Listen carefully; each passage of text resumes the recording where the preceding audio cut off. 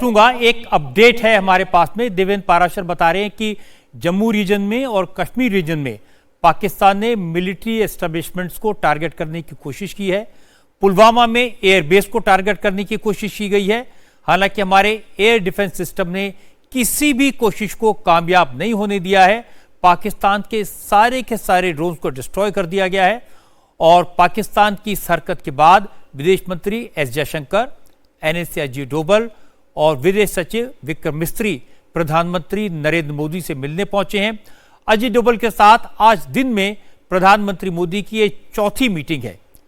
अब इस मीटिंग में क्या हुआ, देवेंद्र पाराशर के पास अपडेट है। देवेंद्र, अभी ये बैठक चली रही है जिसमें विदेश मंत्री के साथ विदेश सचिव भी मौजूद हैं और NSA अजीत डोभाल प्रधानमंत्री नरेंद्र मोदी के इस पूरे ऑपरेशन को अगर देखें तो ऑपरेशन सिंदूर की संरचना या उसके बाद के जो सिनेरियो हैं उसमें एक प्रमुख पिलर में से अजीत डोभाल भी हैं और आज PM के साथ चौथी मीटिंग में वो मौजूद है। जाहिर तौर पे विदेश मंत्री और विदेश सचिव की मौजूदगी में जो अंतर्राष्ट्रीय परिस्थितियां हैं, पाकिस्तान को जिस प्रकार से एक्सपोज किया गया और पाकिस्तान जो प्रोपेगेंडा चला रहा है, जैसे अब से थोड़ी देर पहले पाकिस्तान ने एक प्रेस कॉन्फ्रेंस करके बहुत सारे प्रोपेगेंडा का भी इस्तेमाल किया, तो उन सारी चीज़ों को अंतर्राष्ट्रीय प्लेटफॉर्म पे कैसे काउंटर करना है, कैसे पाकिस्तान को एकदम से अलग थलग रखना है। IMF में भी इस बात पर दबाव बनाया जा रहा है कि पाकिस्तान की फंडिंग को रोका जाए। तो कुल मिलाकर पाकिस्तान के ऊपर चौतरफा दबाव बनाने की रणनीति इख्तियार की जा रही है।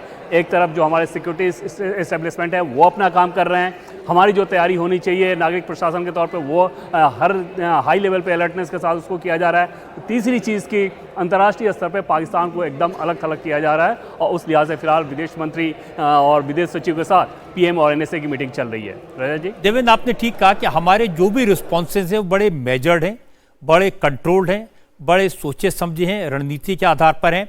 और थोड़ी देर पहले मैंने देखा कि आप बता रहे थे, तस्वीरें भी हमने देखी हैं, प्रधानमंत्री की मीटिंग हुई थी जिसमें NSA के साथ साथ आर्मी चीफ थे, एयर चीफ और नेवल चीफ भी थे, रक्षा मंत्री राजनाथ सिंह भी थे।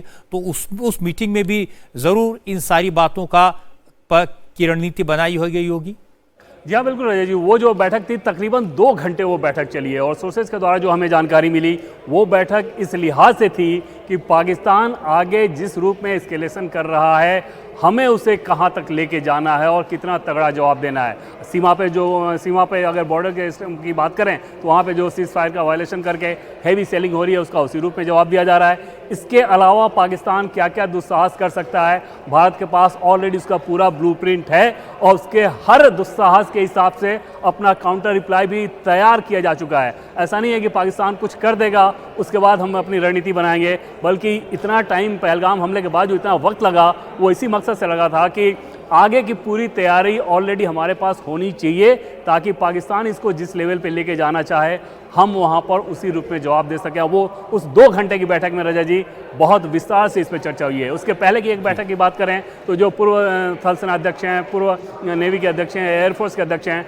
यानी कि जो वेटरन हैं हमारे, उनके एक्सपीरियंस को भी PM ने सुना और मौजूदा हालात में उनकी राय जानी कि हमें आगे का रास्ता किस प्रकार से देखना है, हमें क्या कुछ करना चाहिए। तो प्रधानमंत्री नरेंद्र मोदी को अगर देखें तो पाकिस्तान के इस मूव को देखते हुए कि वो सब कुछ कर रहे हैं जो कि करना ज़रूरी है और निश्चित तौर पे एकदम मेजर्ड वे में कर रहे हैं। बहुत संयम और धैर्य के साथ भारत अभी तक रिएक्ट कर रहा है।